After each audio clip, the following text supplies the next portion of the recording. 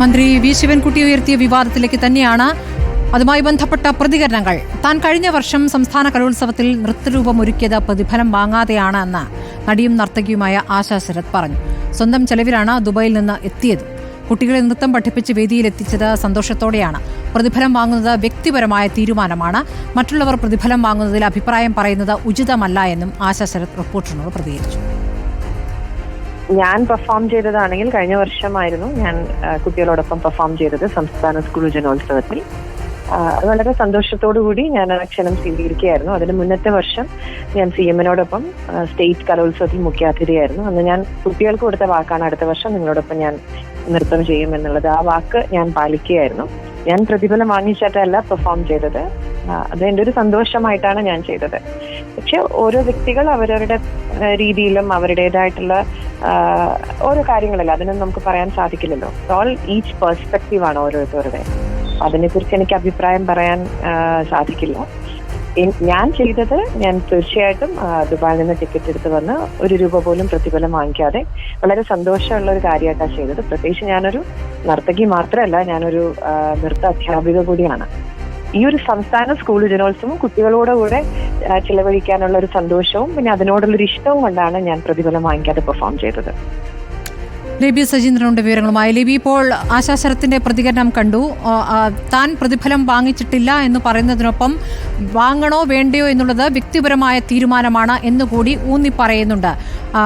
അത് തന്നെയല്ലേ ഏറ്റവും പ്രധാനപ്പെട്ട കാര്യം. ഞാൻ പ്രതിഫലം വാങ്ങണോ പ്രതിഫലം വാങ്ങിയാണോ ഇത് ചെയ്യേണ്ടത് എന്ന് ഓരോരുത്തർക്കും വ്യക്തിപരമായി തീരുമാനിക്കേണ്ട കാര്യമാണ്. പക്ഷേ മന്ത്രി അതിനെ ആ രൂപത്തിലല്ല, ആർത്തി എന്ന വാക്കൊക്കെ ഉപയോഗിച്ചിട്ട്, ആർത്തി, അഹങ്കാരം എന്നീ വാക്കുകളാണ് ഉപയോഗിച്ചത്.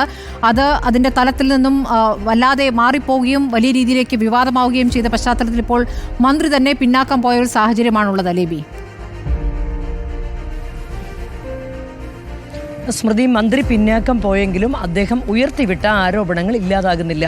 ഇന്ന് ഈ വാർത്ത വന്ന സമയം മുതൽ സോഷ്യൽ മീഡിയയിൽ ആളുകൾ ആരാണ് ഈ നടി എന്ന് പരതുകയാണ്. വളരെ സജീവമായി സൈബർ ആക്രമണവും തുടർന്നു വരുന്നു. ഈ ഒരു സാഹചര്യത്തിലായിരിക്കണം ആശാ ശരത്ത് കൃത്യമായ നിലപാട് ഈ ഘട്ടത്തിൽ പറഞ്ഞിരിക്കുന്നത്. ആശാ ശരത്ത് പറയുന്നതിലും താൻ വാങ്ങിയിട്ടില്ല കഴിഞ്ഞ തവണ. അതുമാത്രമല്ല, ഒരാശയക്കുഴപ്പം ഇത്തരത്തിൽ ആരാണ് ഈ നടി എന്ന രീതിയിൽ വന്നിട്ടുമുണ്ട്.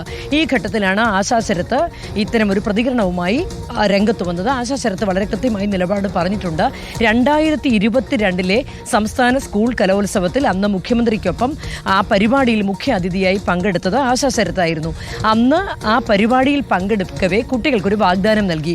തൊട്ടടുത്ത കലോത്സവത്തിൽ സ്വാഗത നൃത്തം ചിട്ടപ്പെടുത്തി അവർക്കൊപ്പം വേദിയിൽ അവതരിപ്പിക്കും എന്നുള്ള കാര്യം. അത് ആശാ ശരത്തിന്റെ ഒരു ചോയ്സ് ആയിരുന്നു. അതവർ സന്തോഷപൂർവ്വം ഓഫർ ചെയ്തു. അതവർ പാലിക്കുകയും ചെയ്തു. കഴിഞ്ഞ കലോത്സവത്തിൽ, ആ കലോത്സവത്തിൽ വന്ന് ദുബായിൽ നിന്ന് സ്വന്തം ചെലവിൽ വന്ന് കുട്ടികളെ പരിശീലനം നടത്തി കുട്ടികൾക്കൊപ്പം അത് രംഗത്ത് അവതരിപ്പിക്കുകയും ചെയ്തു. സ്മൃതി, ഇവിടെ ഓർക്കേണ്ട കാര്യം, അത് ആശാ ശരത്ത് എന്നുള്ള വ്യക്തിയുടെ ഒരു വിവേചനാധികാരത്തിൽ പെടുന്നതാണ്. അവരുടെ ചോയ്സാണ്. അവർക്കത് ഫ്രീ ആയി ചെയ്തു നൽകാം. അതൊരു കുട്ടികൾക്കൊപ്പം ചെയ്യുന്നത് സന്തോഷമായി കരുതുന്നു. മാത്രമല്ല, താനൊരു നൃത്ത അധ്യാപിക കൂടിയായതിനാൽ വളരെ അഭിമാനപൂർവ്വമാണ് കുട്ടികൾക്കൊപ്പം നൃത്ത ചുവട് വെച്ച് ആ വേദിയിൽ നിന്നത് എന്ന് പറയുന്നുണ്ട്. അതവരുടെ നിലപാടാണ്. അതിനൊപ്പം വളരെ കൃത്യമായി തന്നെ ആശാ ശരത്ത് പറയുന്നു, അത് ഓരോരുത്തരുടെയും, ഓരോ കലാകാരന്മാരുടെയും കലാകാരികളുടെയും വിവേചന അധികാരത്തിൽ പെടുന്ന കാര്യമാണ്. അവർക്ക് അവരുടെ സമയം സ്പെൻഡ് ചെയ്ത് അവർ ഇത്തരത്തിൽ ഒരു പരിപാടി അവതരിപ്പിക്കുമ്പോൾ അതിൽ പ്രതിഫലം വാങ്ങണമോ വേണ്ടയോ എന്നുള്ള കാര്യം അവരവർക്ക് തീരുമാനിക്കാം. അത് അവരുടെയും ചോയ്സാണ്. അതിൽ ആശാ ശരത്ത് ഇങ്ങനെ പറയുമ്പോഴും രണ്ട് രീതിയിലുള്ള അഭിപ്രായ പ്രകടനങ്ങൾ കൊണ്ട് നമ്മുടെ സമൂഹ മാധ്യമങ്ങളും പൊതുസമൂഹവും ഇപ്പോൾ രണ്ടായി തിരിഞ്ഞിരിക്കുകയാണ്. അതായത്, ഒരു വിഭാഗം പറയുന്നുണ്ട് ഇത്തരത്തിൽ കലാ രംഗത്തുകൂടി ഇത്തരം കലോത്സവങ്ങളിൽ കൂടിയൊക്കെ പ്രശസ്തരായവർക്ക് ഇത്തരത്തിൽ ഇങ്ങനെയൊരു പ്രതിഫലം ചോദിക്കുന്നത് ശരിയാണോ, അങ്ങനെ പ്രതിഫലിച്ച ശരിയാണോ എന്നുള്ള രീതിയിൽ പറയുമ്പോഴും നല്ലൊരു വിഭാഗം അതിനെതിരെ രംഗത്ത് വന്നിട്ടുണ്ട്. കാരണം അത് അവർ ചെയ്യുന്നൊരു തൊഴിലാണ്. ആ തൊഴിലിനെ വിലയിടുക എന്നുള്ളത് അവരുടെ വിവേചനാധികാരത്തിൽ പെടുന്നു, അവരുടെ തീരുമാനത്തിൽ പെടുന്നു. അതിൽ അത്തരത്തിൽ മന്ത്രി ഒരു അഭിപ്രായം പറഞ്ഞതിനെ വിമർശിച്ച് രംഗത്ത് വന്നവരും അധികം തന്നെയാണ്. ഏതായാലും രണ്ട് രീതിയിലുള്ള അഭിപ്രായ പ്രകടനങ്ങൾ നടക്കുമ്പോഴും നമ്മൾ ഓർക്കേണ്ടത്, അതാരായാലും ആരുടെയും പേര് വെളിപ്പെടുത്താതെ ഒരു നേരിട്ട് പറഞ്ഞില്ലെങ്കിലും സൂചനകൾ നൽകി പറയുമ്പോൾ ഒരുപാട് പേർ അതിൽ സംശയത്തിൻ്റെ നിഴലിലാകുന്നു. ഇതാരാണെന്ന് വ്യക്തത വരുന്നുമില്ല. അങ്ങനെയുള്ളപ്പോൾ ഈ സൈബർ ആക്രമണം പലരുടെയും പേജുകളിലേക്ക് പോകുന്നു. പലരുടെയും സോഷ്യൽ മീഡിയ പേജുകളൊക്കെ ഇന്ന് സൈബർ ആക്രമണം കൊണ്ട് സജീവമായും കഴിഞ്ഞു. അതിലാണ് നമ്മൾ ഈ വാർത്ത നൽകുന്ന ഘട്ടത്തിൽ തന്നെ ഇപ്പോൾ യൂട്യൂബിൽ താഴെ വരുന്ന കമന്റുകളിൽ ആരാണെന്ന് അന്വേഷണം നടക്കുന്നുണ്ട്, ഇന്ന ആളാണോ എന്ന ചോദ്യങ്ങളുണ്ട്. ഈ രൂപത്തിൽ സ്വാഭാവികമായിട്ടും അത് അങ്ങനെ ഒരു ചോദ്യം വരും.